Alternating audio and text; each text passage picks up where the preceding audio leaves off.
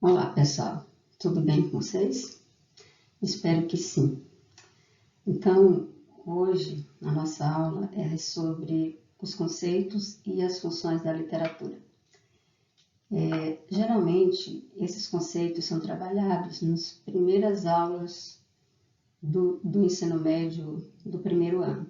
Mas como eu senti a necessidade de fazer essa reflexão com vocês, eu preparei essa aula. Então, nós vamos discutir, nós vamos pensar um pouco sobre o que é literatura e quais são as funções da literatura. Por que estudar literatura? Tá? Nossos objetivos: refletir sobre as definições e as funções da literatura, ressaltar a especificidade do texto literário. Nós já vimos que o texto literário ele tem algumas peculiaridades. Tivemos a oportunidade já de ter uma aula sobre a diferença entre texto literário e texto não literário. Compreender a importância da literatura para a nossa formação linguística e humana. Ampliar as habilidades de leitura do texto literário, certo? Então, eu não posso ler um texto literário da mesma forma que eu leio uma notícia, os procedimentos são outros, porque a linguagem é outra. Então, nós vamos pensar também sobre isso. E estimular a leitura literária. É importante, a intenção é que vocês também aprendam a ler e a gostar de literatura. Então, vamos lá. O que é literatura? Não existe um conceito único, uma definição para literatura. Existem várias definições, mas não existe um consenso sobre o conceito. Existe um conceito pronto e acabado. Tá? Então, se a gente for olhar nos livros de ensino médio, geralmente o primeiro conceito que vem é que a literatura é a arte da palavra. Vejam só, literatura é arte. Então, assim como a dança, a pintura, a escultura, a literatura é uma forma de arte. O que vai diferenciar é o material com que se faz essa arte. Vamos imaginar um pintor. O que o pintor vai usar? O pintor vai usar a tinta, vai usar o pincel. E o escritor, o que ele usa? A palavra. Por isso que a arte da palavra, ele usa a palavra de forma artística. Escrita criativa, imaginativa. Então, qualquer artista, ele é muito criativo. Então, o escritor, ele usa essa criatividade com as palavras. E imaginativo. Imaginativo mais no sentido de ficção. Então, geralmente, o texto literário é visto como um texto ficcional. Embora nem toda ficção seja literatura e nem tudo que é literatura é necessariamente ficção. O que acontece é que a literatura, mesmo quando ela parte de uma situação que seja real, encontre um fato que ela retrate uma situação que tem uma outra que ela representa no mundo real, mas esse mundo da literatura, no mundo da literatura, essa verdade, que é a verdade do mundo, ela é ressignificada. Ela é vista de uma outra forma. É uma forma especial de linguagem em contraste com a linguagem comum que usamos habitualmente. Isso aqui nós já vimos, tá? A linguagem literária, ela é de alguma forma diferente da linguagem comum. Na literatura, as palavras ganham geralmente novas conotações. Isso nós também vimos já em sala de aula. Uma espécie de linguagem autorreferencial, uma linguagem que fala de si mesma. O que significa isso? O que mais importa na literatura não é sobre o que ela fala, mas a forma como ela fala. Eu posso ter uma notícia, por exemplo, e um poema que tratam do mesmo tema, só que a forma de abordagem vai ser diferente, a maneira de tratar esse tema vai ser diferente. Por isso dizer que a literatura é mais criativa, ela usa uma linguagem diferenciada, uma linguagem mais bem elaborada. Por isso que é arte. É um discurso não pragmático, ou seja, ao contrário dos manuais de biologia, por exemplo, ela não tem nenhuma finalidade prática imediata. referindo-se apenas a um estado geral das coisas. O que significa isso no seu discurso pragmático? Que não tem uma finalidade prática imediata. Vamos pensar numa situação do mundo real que nós vivemos agora, que é essa pandemia. Vamos pensar nas pesquisas que estão sendo feitas, nos estudos que estão sendo feitos pelos cientistas para buscar um remédio ou uma vacina para essa doença. Então, os textos que vierem daí, desse estudo, dessa pesquisa, eles têm uma finalidade prática. Qual é a finalidade prática? Combater a COVID. Mas imagine que um escritor escreva um poema que também retrate o que nós estamos vivendo no momento. Esse poema ele não tem uma finalidade prática. Então, ele vai ter algum efeito sobre os leitores, mas não é um efeito prático, assim como vai ser aquele texto que vai trazer o estudo sobre a vacina contra o coronavírus, tá certo? Então, e para ilustrar, eu tenho aqui um poema de Manuel de Barros, que mostra essa característica da literatura como sendo uma inovação, olhar o mundo de uma outra forma, que o mundo da literatura, a literatura tem seu mundo próprio, a sua verdade própria. Vamos ver o poema. Eu queria usar palavras de ave para escrever. Onde a gente morava era um lugar imensamente sem nomeação.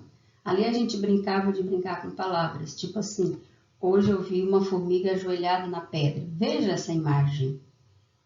Vejam essa imagem. Hoje eu vi uma formiga ajoelhada na pedra.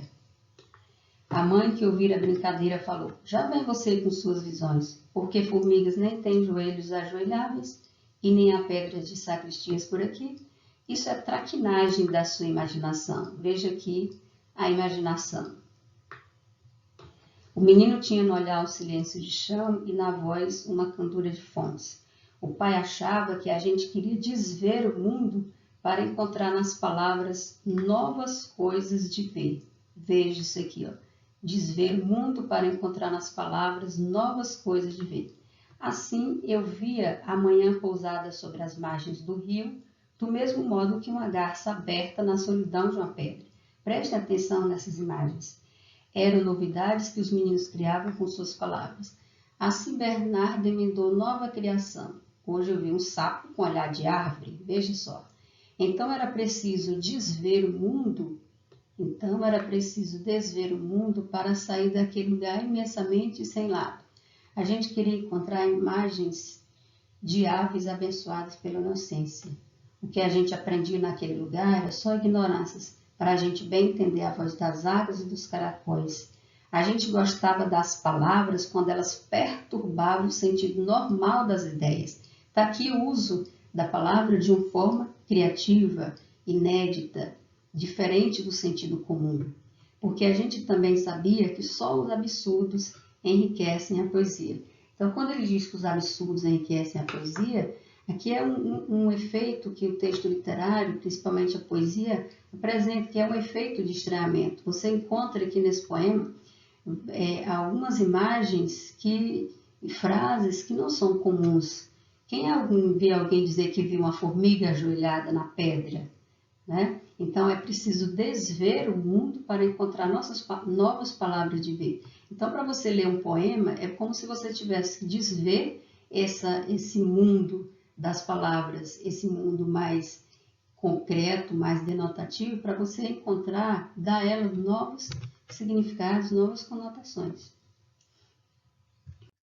Aqui eu tenho outro texto, porque são imagens muito bonitas e que mostram esse jeito de lidar, artístico de lidar com as palavras.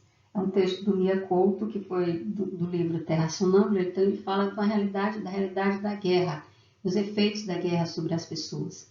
O tempo passeava com mansas lentidões quando chegou a guerra. Meu pai dizia que era a confusão vinda de fora, trazida por aqueles que tinham perdido seus privilégios. No princípio, só escutávamos as vagas novidades acontecidas no longe.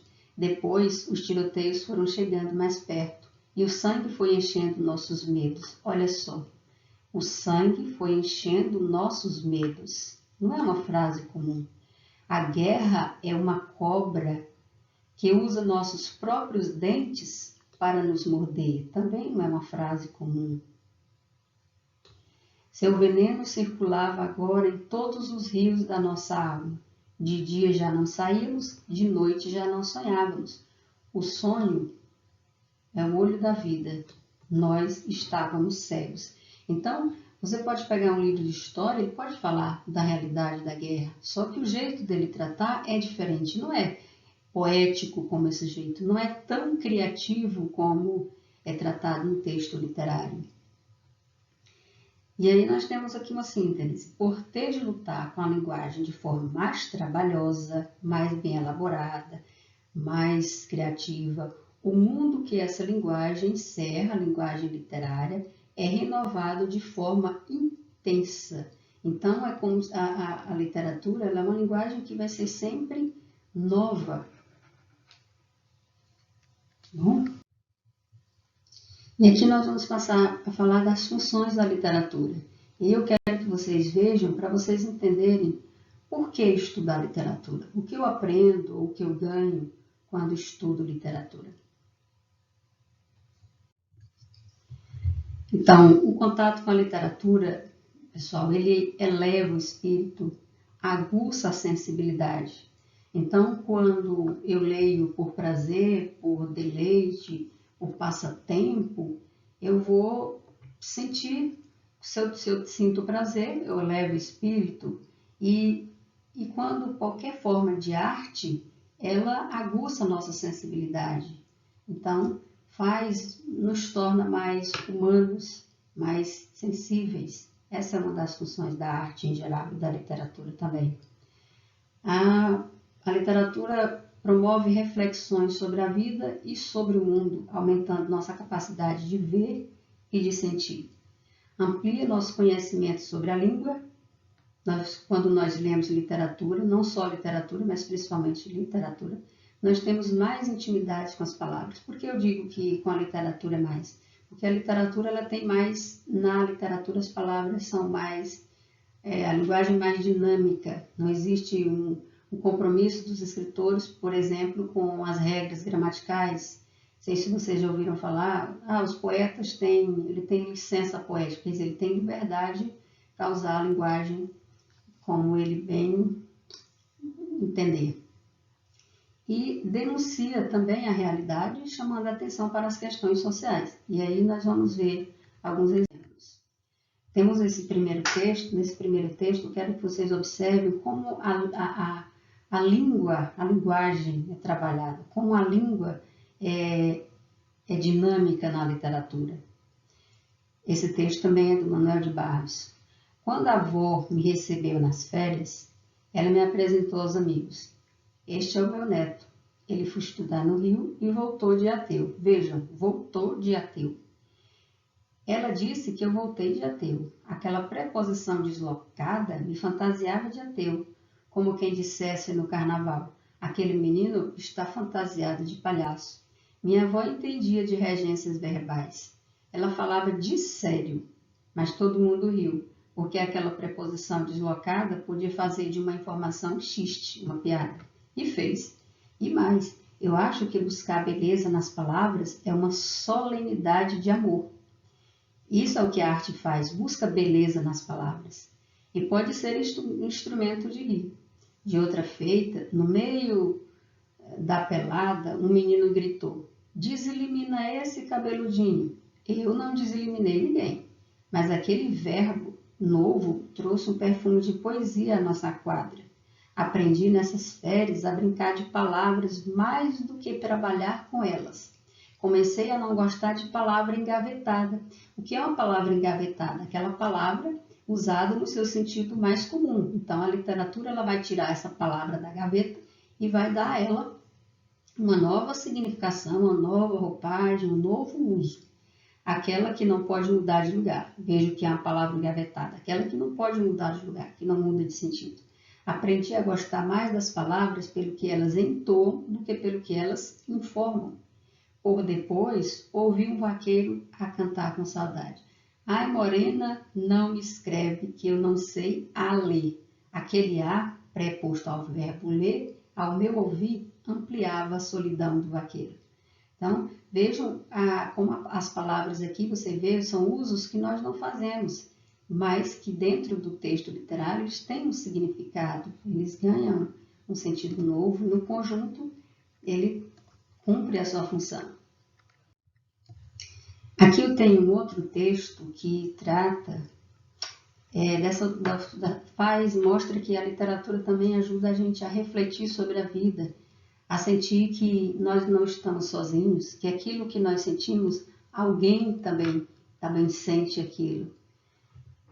O poema em linha reta são um texto que eu acho bem interessante. Vejam, nunca conheci quem tivesse levado porrada. Todos os meus conhecidos têm sido campeões em tudo. E eu, tantas vezes reles, tantas vezes porco, tantas vezes vil, eu tantas vezes irrespondivelmente parasita e indesculpavelmente sujo,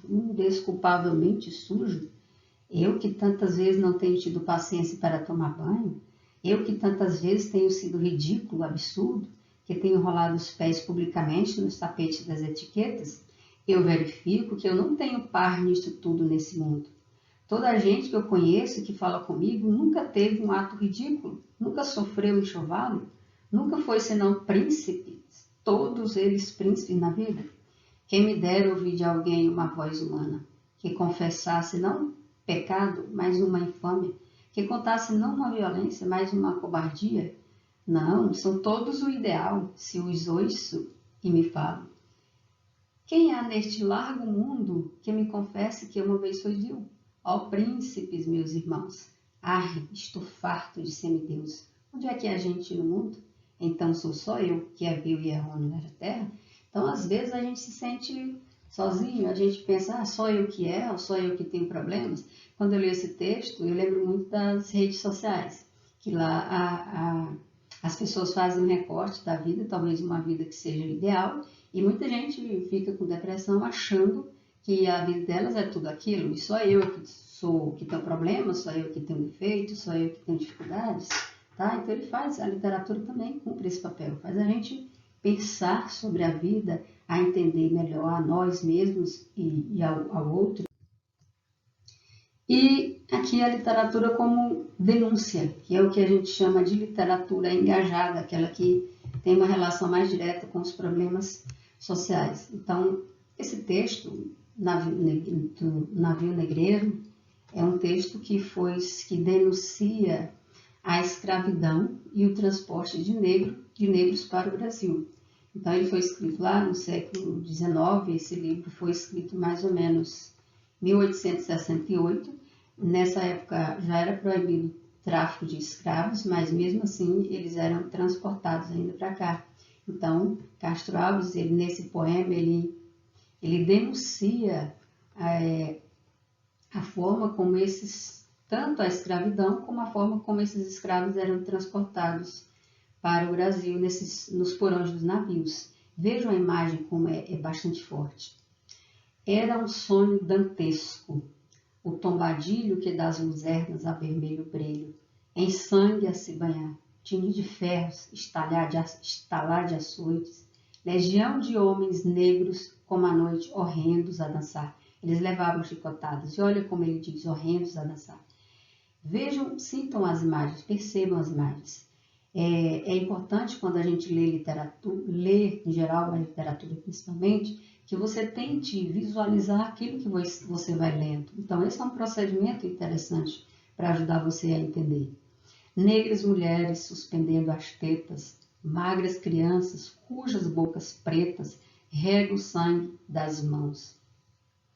Outras moças, mais nuas e espantadas, no turbilhão de espectros arrastadas, em ânsia e mágoas vãs. E ri-se a orquestra irônica estridente, e da ronda fantástica a serpente faz douros espirais. Se o velho arqueja, se no chão resvala, ouvem-se gritos, o chicote estala. Quer dizer, ninguém pode reclamar, porque se reclamar tem que sofrer e sofrer calado. Se reclamar, o chicote estala. E vou mais e mais, presa nos elos de uma só cadeia, a multidão faminta cambaleia e chora e dança ali. No entanto, o capitão manda a manobra, e após fitando o céu que se desdobra, tão puro sobre o mar, diz do fumo entre os dentes nevoeiros, vibrai e rija o chicote, marinheiros, fazei-os mais dançar. Então, um poema de denúncia, uma realidade social bem difícil. Tá? Então, em síntese, eu destaquei aqui alguns pensamentos de alguns autores sobre a literatura.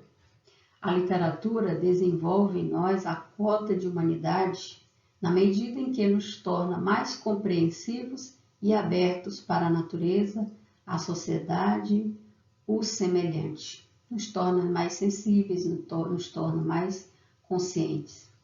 A literatura tem sido, ao longo da história, uma das formas mais importantes de que dispõe o homem, não só para o conhecimento do mundo, mas também para a expressão, criação e recriação desse conhecimento, lidando com o imaginário, trabalhando a emoção.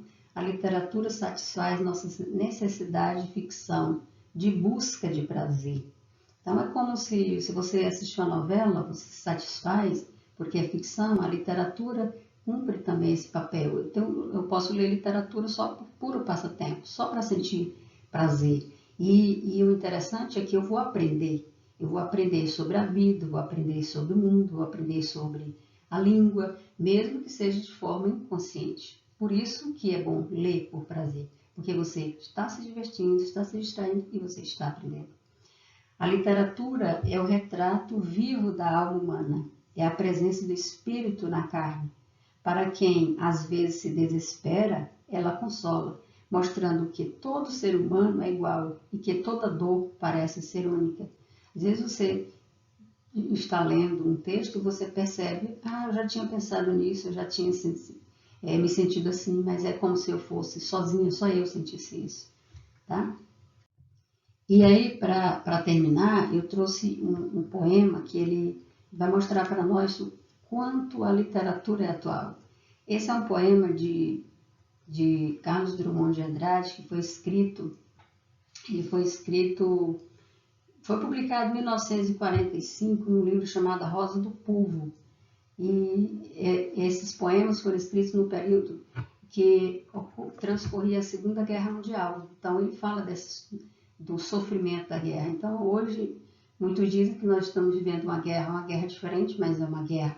Mas ele vai falar da questão da guerra, mas ele vai trazer uma mensagem de esperança. Por isso que eu escolhi esse texto para vocês. Então nós temos aqui nessa primeira coluna, ele vai mostrar as dificuldades, o tempo sombrio, e depois ele vai trazer uma mensagem de esperança. E essa mensagem de esperança que eu quero deixar para vocês. Passagem da noite. É noite. Sinto que é noite.